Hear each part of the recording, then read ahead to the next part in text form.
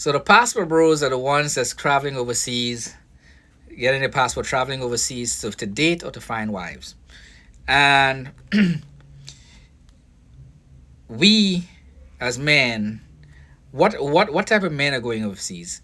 Um, I'll use me as example. I'm not an ugly person. Finding women is not really difficult for me to do, and has never been difficult in Western culture, at least here in the United States. I speak with a foreign accent. I came from the Caribbean, so women find my accent and my appearance attractive. So finding women really isn't an issue. The problem that I was having is that in my youth, my 20s, I realized women were a waste of time and money, and they were an expense that I couldn't afford because dating isn't cheap, you know.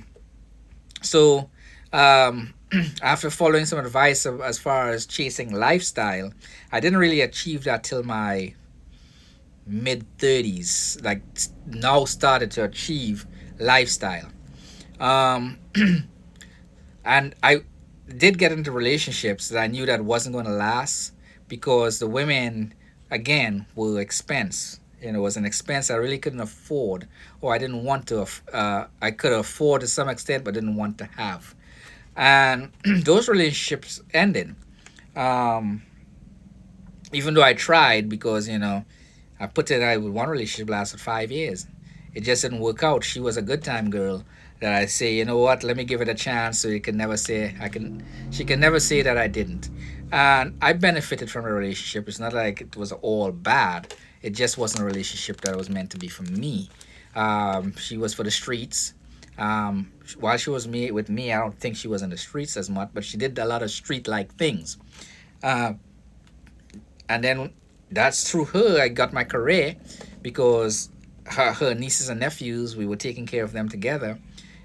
She left, and the kids ended up in foster care under my care, and that's how I got the job doing therapeutic foster care, which I love. And I expanded that into boxing, coaching, and teaching in that aspect, so I could give other young men and women guidance.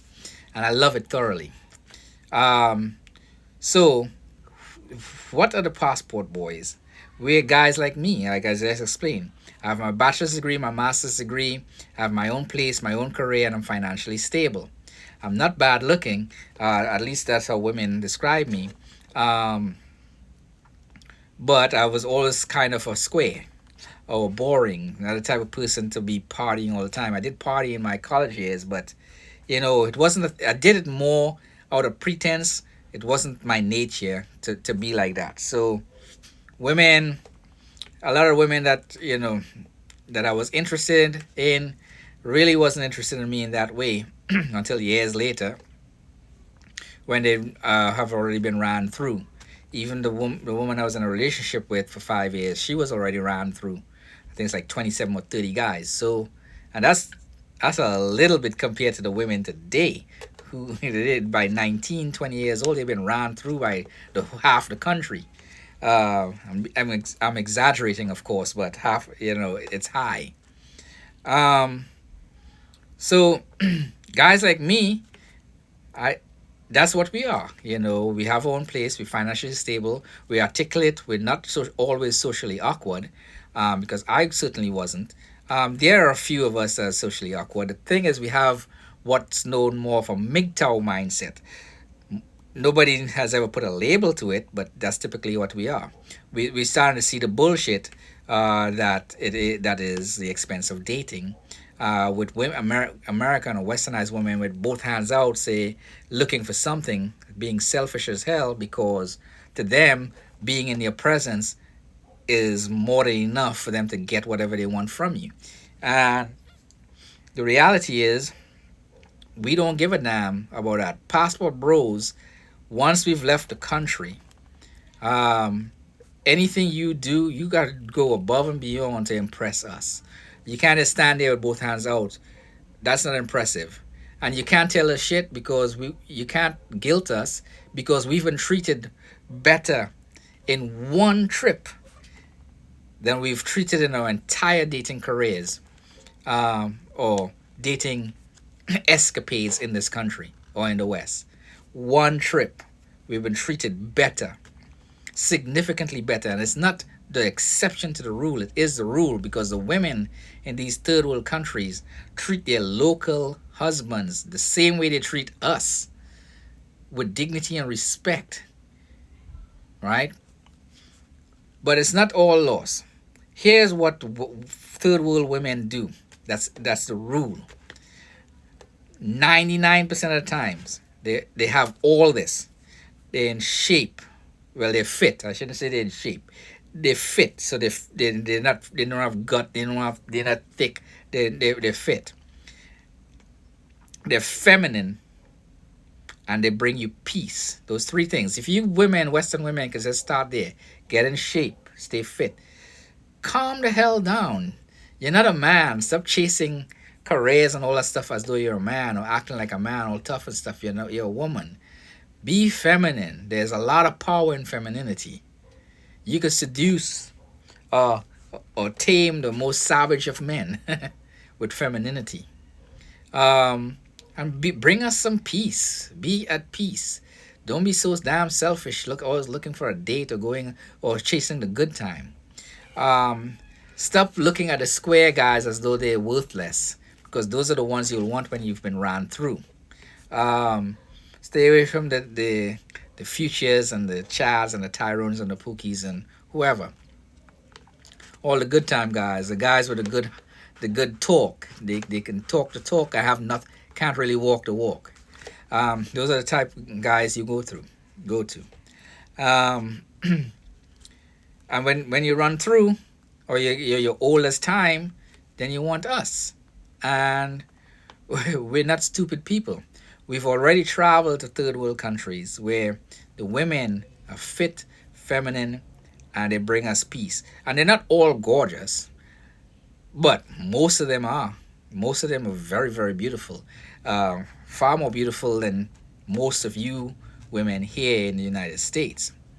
If you don't have a foreign, you're not of some kind of foreign descendant, um, like first generation or second generation ancestry, yeah, you're average. You're common looking. You're not exotic looking. That's why a lot of Latin women in this country are so favorable, so attractive. Asian women, um, people like that, because they still like they have that exotic look.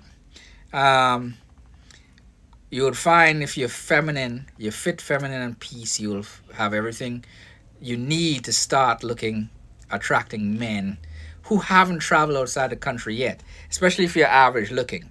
If you're already average looking, which most people are, I would fall under average looking myself. If you're average looking and cute, and you're fit, feminine, and bring peace, you'll have no problems finding a man here in the United States who haven't traveled outside the country yet. Because men like me who have traveled outside the country, who I, in my case, on my second trip, found a wife, whereas at over a decade of dating in this country, found nothing. I was able to find everything I was looking for, all the check marks. Plus, there were check marks added that I wasn't even thinking about. It's added to that, just like bonus upon bonus upon bonus that I got from my wife. And even if she is trying to use me to come to the United States and chase money, she's earning every step of that way because she's giving me more than just this. Her hands out there as a handout, like, I should be grateful she's even looking my way. She's not doing that. So even if she's using me, for her own selfish gain, she's earning every step of that way. And I would have no regrets because I would have received a significant amount of benefits that far outweigh the negative or the expense that might come if she's just using me for the bag, or using me to get to the United States, to leave me and then go on and do whatever. She's still putting out, which none of the westernized women I've been with have done ever. In 1 month I spent with her, 1 month, she's given me more than all the women combined in 15 or 20 years of dating. Given me more in that 1 month.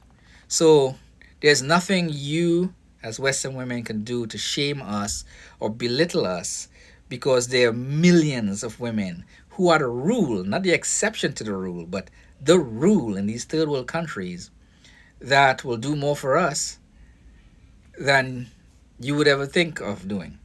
So, if you really want to change, or you really want to find men in America without having to travel, you can, women, but it won't be the guys that have already traveled. You have to be exceptional in order to attract us or keep our attention.